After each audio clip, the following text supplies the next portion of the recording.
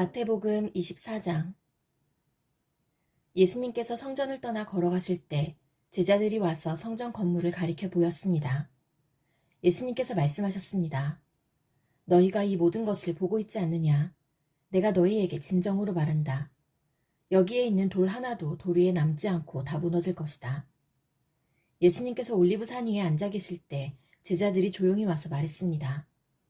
이런 일들이 언제 일어날지 말해주십시오. 선생님께서 다시 오시는 때와 세상의 마지막 때에 어떤 징조가 있겠습니까? 예수님께서 대답하셨습니다. 아무도 너희를 속이지 못하게 조심하여라. 많은 사람들이 내 이름으로 와서 내가 바로 그리스도다 라고 말할 것이다. 그리고 많은 사람들을 속일 것이다. 또한 너희는 전쟁에 대한 소식과 소문을 들을 것이다. 그러나 두려워하지 마라. 이런 일들은 반드시 일어나야 한다. 그러나 아직 마지막 때는 아니다. 민족이 다른 민족과 싸우기 위해 일어나고 나라가 다른 나라와 싸우기 위해 일어날 것이다. 여러 곳에서 기근과 지진이 있을 것이다. 이런 일들은 해산의 고통이 시작되는 것에 불과하다. 그때 사람들이 너희를 박해하고 심지어 죽이기까지 할 것이다. 나 때문에 너희가 모든 민족에게 미움을 받을 것이다. 그때에 많은 사람들이 넘어질 것이며 서로를 넘겨주고 미워할 것이다. 그리고 많은 거짓 예언자들이 일어나 많은 사람들을 속일 것이다. 또한 불법이 더욱 많아져서 많은 사람들의 사랑이 식을 것이다. 그러나 끝까지 견디는 사람은 구원을 얻을 것이다. 이 하늘나라의 복음이 온 세상에 전파될 것이며 모든 나라에 증거될 것이다. 그때서야 세상의 끝이 올 것이다. 그러므로 예언자 다니엘이 말한 멸망케 하는 혐오할 만한 것이 거룩한 곳에 서 있는 것을 보면 읽는 사람은 깨달아라. 유대에 있는 사람들은 산으로 도망하여라. 지붕 위에 있는 사람은 집 안에 있는 것을 가지러 내려가지 마라.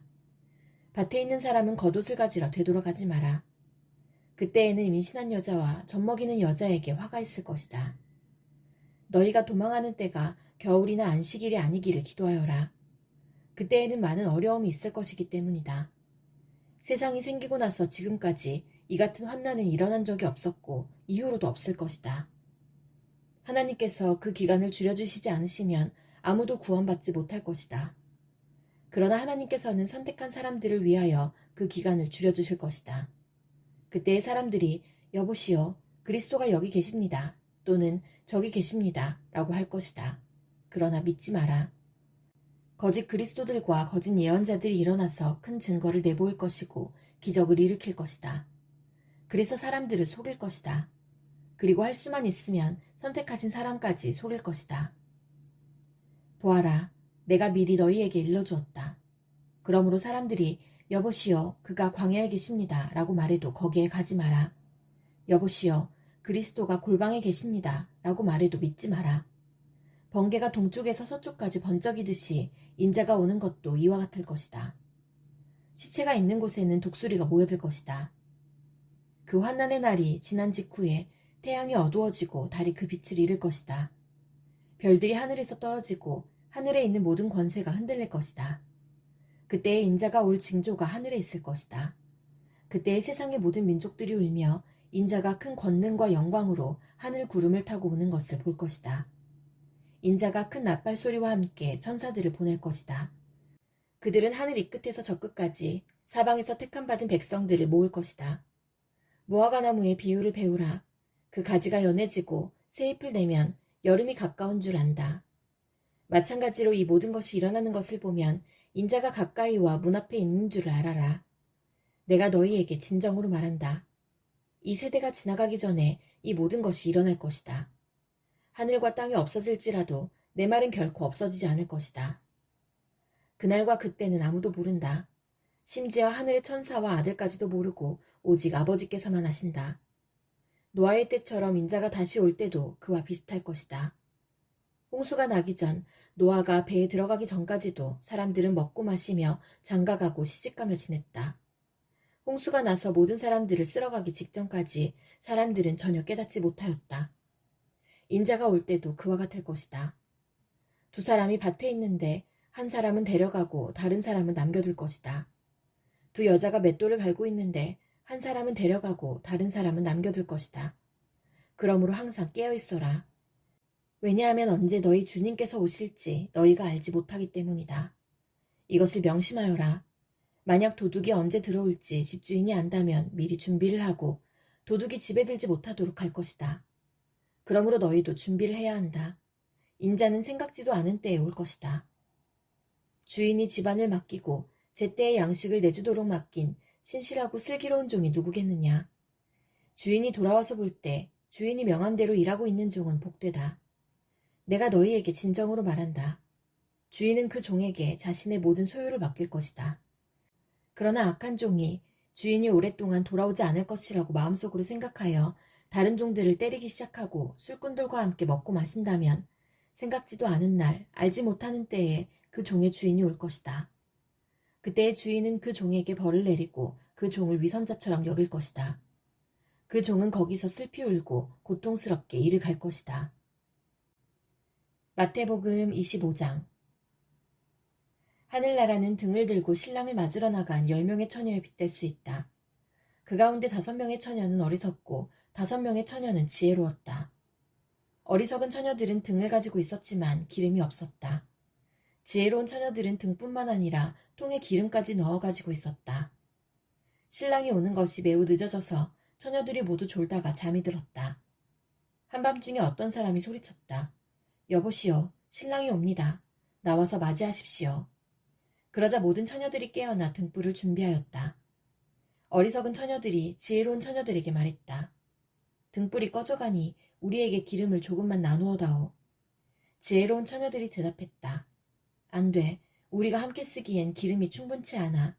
기름 파는 사람에게 가서 사렴. 어리석은 5처녀가 기름을 사러 간 사이에 신랑이 왔다.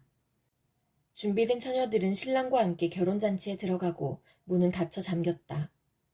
나중에 나머지 처녀들이 와서 주님, 주님, 문 좀 열어주세요 라고 간청했다. 그러나 신랑이 대답했다. 내가 너희에게 진정으로 말한다. 나는 너희를 알지 못한다. 그러므로 항상 깨어있어라. 그 까닭은 너희가 그날과 그때를 알지 못하기 때문이다. 하늘나라는 여행을 떠날 때 종들을 불러서 자기 재산을 맡긴 사람과 같다. 주인은 종들의 능력에 따라 어떤 사람은 5달란트를, 어떤 사람에게는 2달란트를, 또 어떤 사람에게는 1달란트를 맡기고 여행을 떠났다. 5달란트를 받은 종은 얼른 가서 그것으로 장사를 하였다. 그래서 5달란트를 더 벌었다. 마찬가지로 2달란트를 받은 종도 2달란트를 더 벌었다. 그러나 1달란트를 받은 종은 나가서 땅을 파고 그곳에 주인의 은돈을 숨겼다. 세월이 오래 지난 뒤에 종들의 주인이 집에 돌아와서 종들과 셈을 하였다. 5달란트를 받았던 종이 5달란트를 더 가지고 와서 말했다. 주인님, 제게 5달란트를 맡기셨는데 보십시오. 5달란트를 더 벌었습니다. 주인이 대답했다. 참 잘했구나. 너는 착하고 신실한 종이다. 내가 작은 것에 최선을 다했으니 내가 훨씬 더 많은 것을 너에게 맡기겠다. 주인과 함께 기쁨을 누려라. 2달란트를 받았던 종도 와서 말했다. 주인님, 제게 2달란트를 맡겨주셨는데 보십시오. 2달란트를 더 벌었습니다. 주인이 그에게 대답했다. 참 잘했구나. 너는 착하고 신실한 종이다. 내가 작은 것에 최선을 다했으니 내가 훨씬 더 많은 것을 너에게 맡기겠다. 주인과 함께 기쁨을 누려라. 그리고 1달란트를 받았던 종이 주인에게 와서 말했다. 주인님, 저는 주인님이 심지 않은 데서 거두고 씨 뿌리지 않은 데서 거두는 완고한 분이라 생각했습니다. 그래서 두려운 마음으로 밖에 나가 돈을 땅에 숨겼습니다. 이제 주인님이 제게 주신 돈을 도로 받으십시오. 주인이 대답했다. 이 악하고 게으른 종아, 너는 내가 심지도 않은 데서 거두어들이고 씨 뿌리지 않은 곳에서 거두어들인다고 생각했느냐? 그렇다면 너는 내 돈을 은행에 넣어두었어야 했다. 그러면 내가 다시 돌아왔을 때 이자와 함께 내 돈을 돌려받았을 것이다. 저 종에게서 돈을 빼앗아 10달란트 가진 종에게 주어라. 가진 사람은 더 많이 받아 풍성하게 될 것이고 없는 사람은 있는 것마저 빼앗길 것이다. 저 쓸모없는 종을 바깥 어두운 곳에 던져라.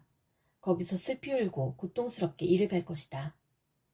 인자가 모든 천사들과 함께 영광 가운데 다시 와서 영광의 보좌에 앉을 것이다.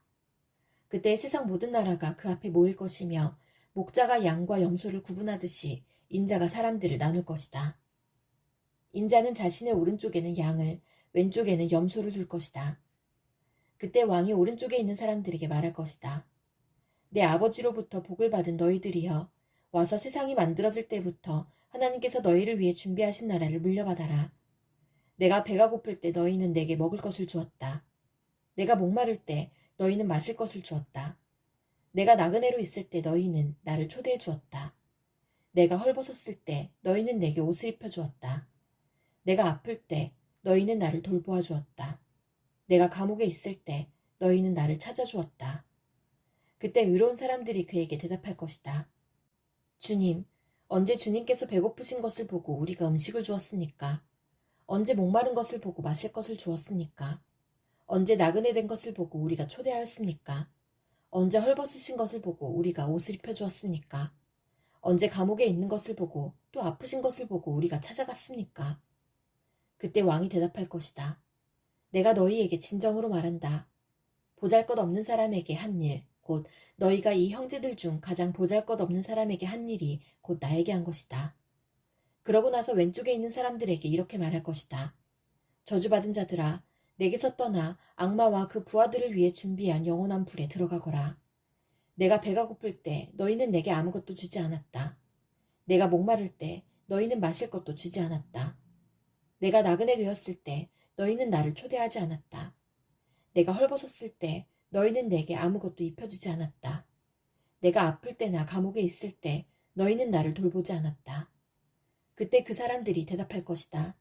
주님, 언제 주님이 배고프거나 목마르거나 나그네 되었거나 헐벗었거나 아프거나 감옥에 있는 것을 보고 우리가 돌보지 않았습니까? 그때 왕이 대답할 것이다. 내가 너희에게 진정으로 말한다.